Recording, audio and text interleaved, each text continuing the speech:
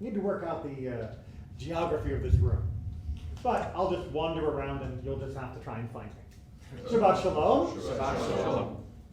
Egypt is a lot older than you probably think. I just want to give you a little bit of a benchmark. The time between the beginning of the Egyptian dynastic period, when they unified the entire country that we would think of as being the imperial Egyptian territory, until the Exodus, that is until we left Egypt, is about the same length of time as we have gone since the destruction of our last temple, the second temple by the Romans, until the reestablishment of the state of Israel in 1948. Think about that for a moment. Egypt was going as a country for almost 2,000 years before we came on and then left their stage. That is a long time. 2,000 years of the pyramids, the Sphinx, all of that were already ancient. I mean ancient, not just like built 2 years ago, but ancient in the sense of centuries, if not millennia, before we even showed up in Egypt. Anytime you see a Haggadah that has a picture of the Jews building the pyramid, take it back to the publisher. Those things were already decrepit by the time we were there. We built lots of other things. We did not build the pyramids. They were already old. Ancient, ancient old. Which means we have a bit of a puzzle. Why Egypt, so old, so incredibly magnificent, able to have a continuous, more or less, dynasty going for 3,000 years, how come it just sort of petered out? How come those pyramids are no longer part of their culture, just part of their tourist brochures? How come hieroglyphics is not spoken in Cairo today, instead Arabic is spoken? How come their gods have been completely replaced by both Islam and Coptic Christianity and other forms of religion? What happened? It was going so well. After all, we know from the Torah as well that specifically Egypt is built around the Nile. And you don't get a better resource than the Nile. There's a reason why I'm sure all of you here in your first history class learned about the great river valley civilizations, because rivers are really, really good if you are a basic human community. And really, there aren't that many rivers better than the Nile for giving you what you need regularly.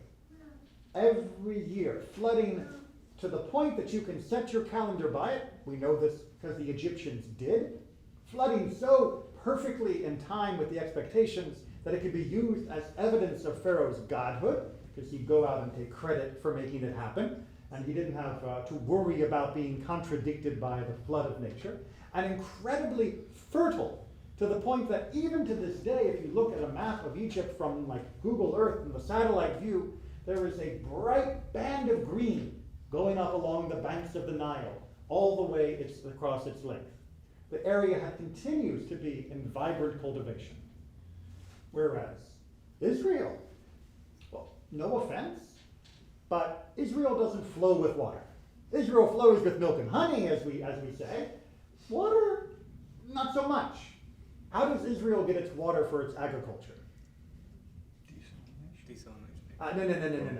Historically, before desalinization. The Jordan River, Galilee. Nope. The Sea of Galilee and Jordan River played a very small part in Israelite agriculture. In fact, rain. Snow. What we've got right now, rain. Not so much snow, rain. That was it. And in fact, the Torah in this week's Parashat Eikev points this out. In fact, we point it out every single day when we recite the Shema Ve'ahavta in paragraph number 2. We're going to get there a little bit later. It's going to be like page 41 or so. Keep your eye out for paragraph number 2, where we talk about the early and the late rains being so critical to the productivity of the land of Israel. And I'll talk about that more tomorrow as well.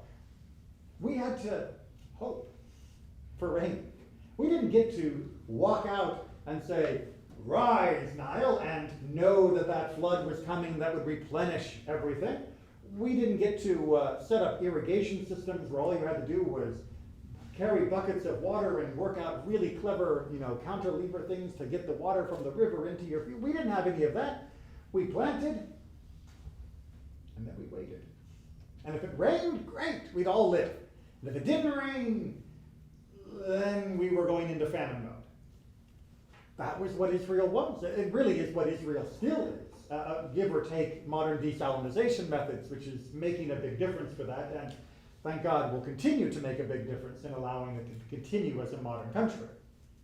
So why did Egypt, with all of its advantages, its great deep history, its wonderful fertile Nile, predictably being able to continue to nourish a huge population, allowing it to have military and economic might, trading all across the Mediterranean, why did Egypt just fizzle? And why are we still here? Still using the language of our ancestors from 3,000 years ago, still praying to our same God from 3,000 years ago, still attached to the same inherent cultural values of 3,000 years ago. Yeah, we changed our clothes a little bit, the old ones were getting a bit outdated, but what's inside hasn't really changed. What about us made us endure despite everything that happened, despite the catastrophes, despite the destructions, despite all of those problems? And why didn't it work for the Egyptians? Well, I'd like to suggest that that was because of the experience with the land.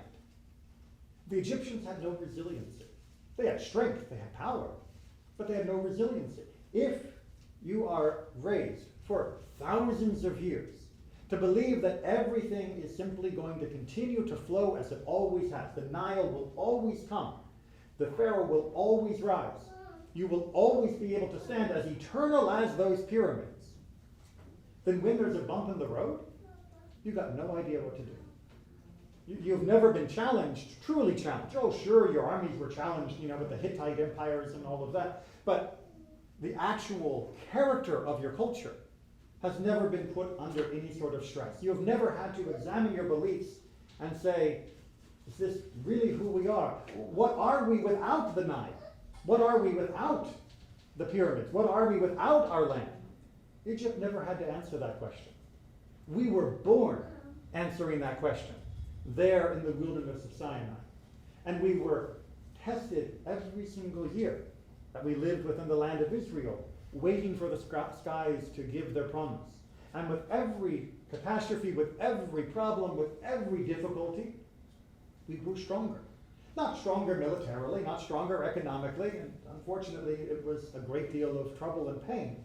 But we grew stronger in understanding what truly was at the heart of our culture, what truly was what it meant to serve God, what it truly meant to endure as a people, not merely to coast on the blessings of a river.